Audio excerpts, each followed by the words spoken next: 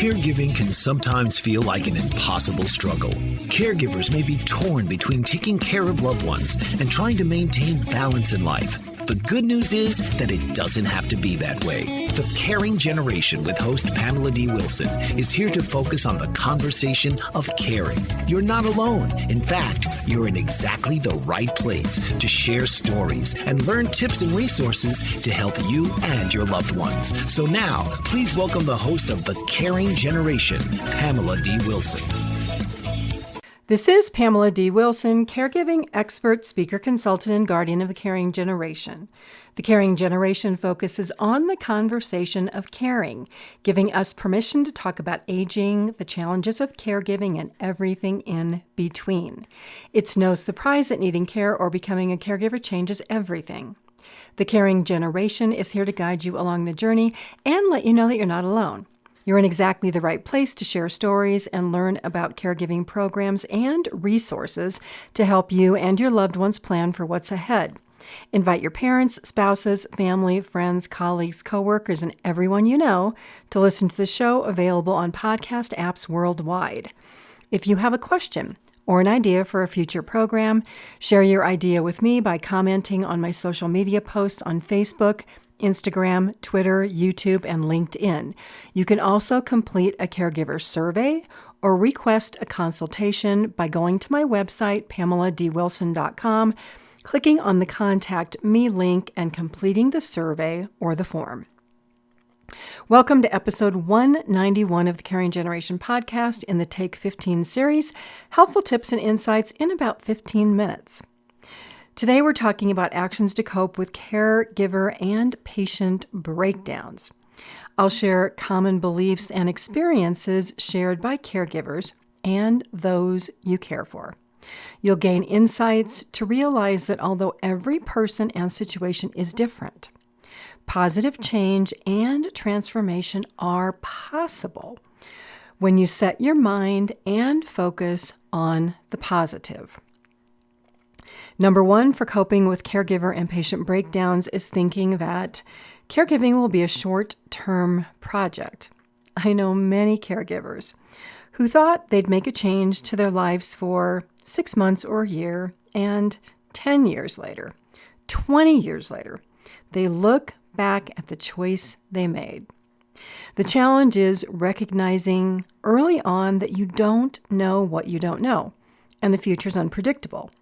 It's important to understand the bigger picture of the responsibility caregivers accept. Caregivers say to me all the time, I didn't have a choice. There was no one else. Caregiving is a choice made to trade parts of your life. Realize the effect that caregiving responsibilities can have. Don't think it will be a short-term project unless you have that conversation and set expectations up front. Honest and open conversations can help avoid caregiver and patient relationship breakdowns. Number two, consider developing empathy and using your experience as a caregiver to prepare for your eventual need for care. Life changes with age. It's essential to have a plan. When we're young, healthy, and independent, we can't imagine needing help from another person, even though we might help plenty of other people. It's not until a health problem arises or help is needed that reality strikes. This experience gap is similar to someone who's not a caregiver, having difficulty understanding why caregivers are so stressed out. These things happen to other people. Then one day, it happens to you.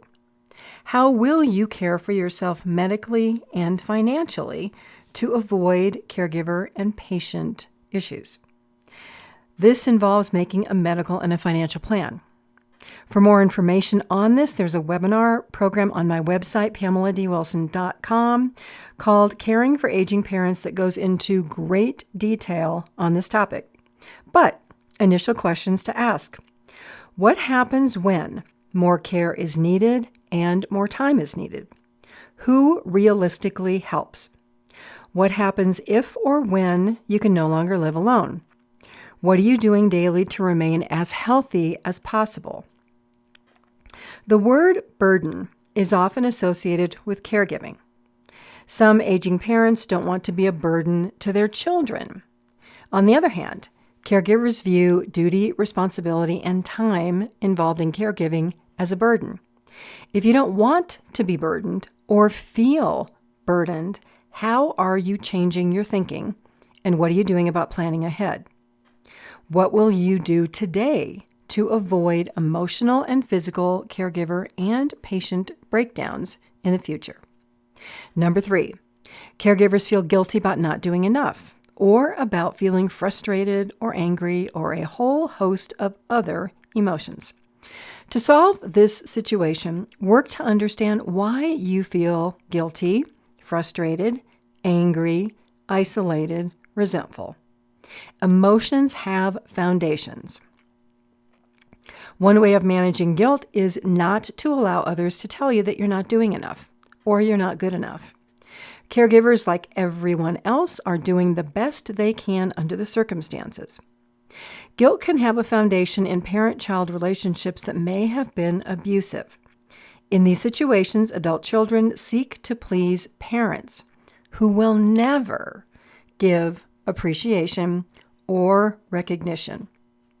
These caregivers sacrifice their lives. If you feel guilty, look at your personal motivations and why you feel this way. Are you doing what you do because you want approval from a parent or other people? Are you angry at others because they're not helping and you're doing all the work? Every day is an opportunity to choose differently and to work to gain insights about the motivations for thinking and doing. By understanding where thoughts and motivations come from, it is possible to manage through caregiver and patient breakdowns in communication and relationships. Here's an example. I spoke with a caregiver who was moving parents into assisted living. The caregiver was upset because the parents had not expressed appreciation for all of their efforts.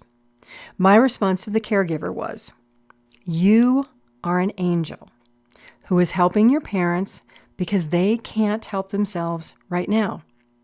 Your parents, they're probably scared to death about moving, scared about their health, scared about a million things. Thanking you is probably the last thing on their mind. Your need for appreciation is about you, while your parents may need kindness, empathy, and compassion. Not discussing true and honest feelings and expectations lead to caregiver and patient breakdowns." Number 4, recognize when your physical and emotional health is near breakdown and take immediate steps to evaluate the situation, because identifying the problem and creating a solution is a different path for everyone. 2 suggestions. 1, look at your problem-solving and coping abilities and the patterns in your life. Work to become mentally and physically strong before you need to be. Prepare for the storm, but hope for the best. 2, understand why self-care is non-negotiable. It's a must. Albert Einstein said, "We can't solve problems at the level we created them."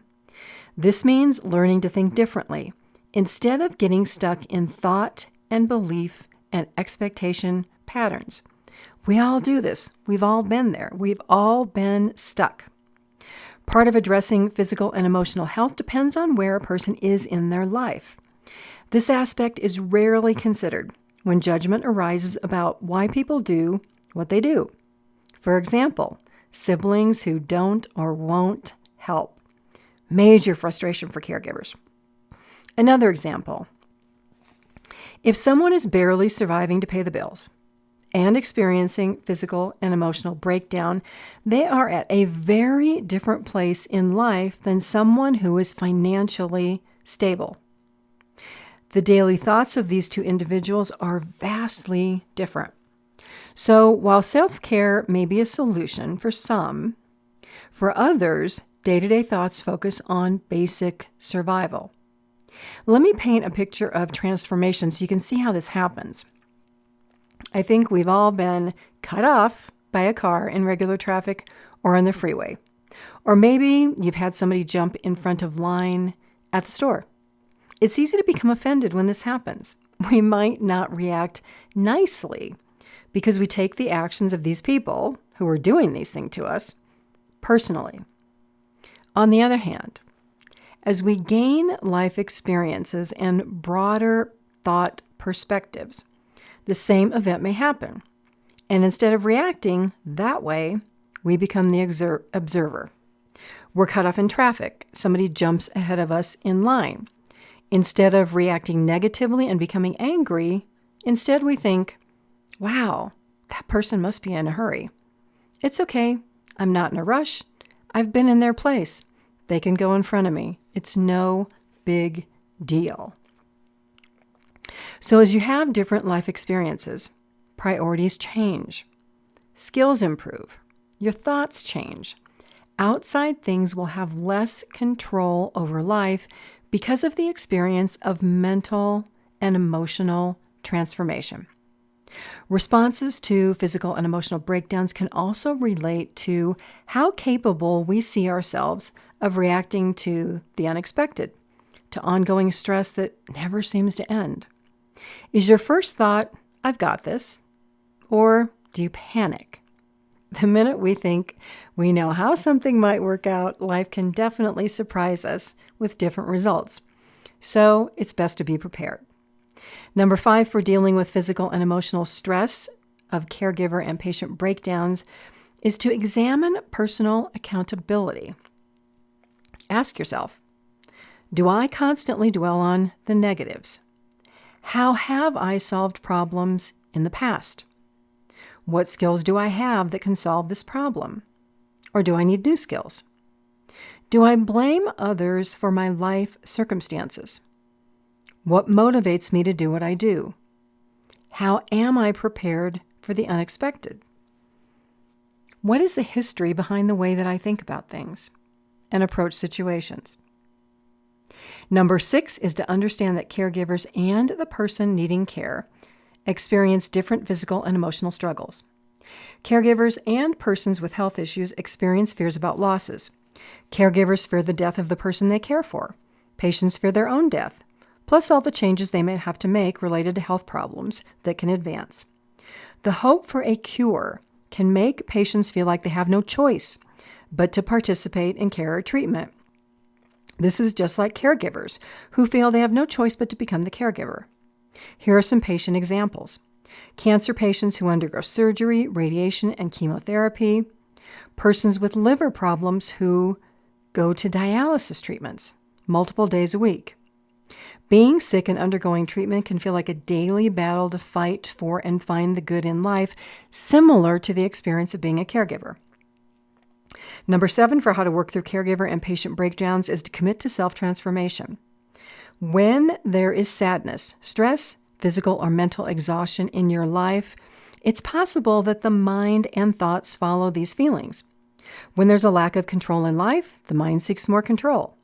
Challenging circumstances result in mental battles. There's a saying that form follows consciousness. What you think becomes your reality. Why allow thoughts into your reality that will lead you to self-destructive behaviors? Exposure to information on the news, interactions with others, self-doubt, and worry can become self-destructive forces. This information, these thoughts, attract our time and attention. Realize that you're the one who decides which thoughts get attention and which you send away. You decide how you spend your mental and physical time. Find information that inspires you to do and be better in all aspects of your life. Be intentional in meditation, prayer, reading, watching television or videos, listening to podcasts or music, attending meetings or social events, and spending time with friends. Take consistent daily action to make positive thoughts and behaviors a habit. Habits take at least 30 days to become a pattern, although you might notice positive changes before then. There are 12 months in a year. It's interesting that some days can seem exceedingly long, even though they are only 24 hours. Yet some days, some weeks, some months seem to pass quickly. What are you doing with the time you have? What will you improve upon today? this week, or this month. Be intentional every day to make time for mental and physical improvement, and you will see your life begin to change and transform for the better. I thank you for being here. This is episode 191 of the Caring Generation podcast series. Visit my website, PamelaDWilson.com. Look for episode information, which is accompanied by a video and more information in the show transcript. Please share this podcast, my information, with everyone you know, so that we can extend the support, education, and love that so many caregivers, patients, and the persons who receive care need. I'm Pamela D Wilson, caregiving expert on the Caring Generation. I look forward to being with you again soon. God bless you all. Sending love and light to everyone. Sleep well tonight. Have a fabulous day tomorrow, and enjoy each day until we are here together again. Tune in each week for The Caring Generation with host Pamela D. Wilson.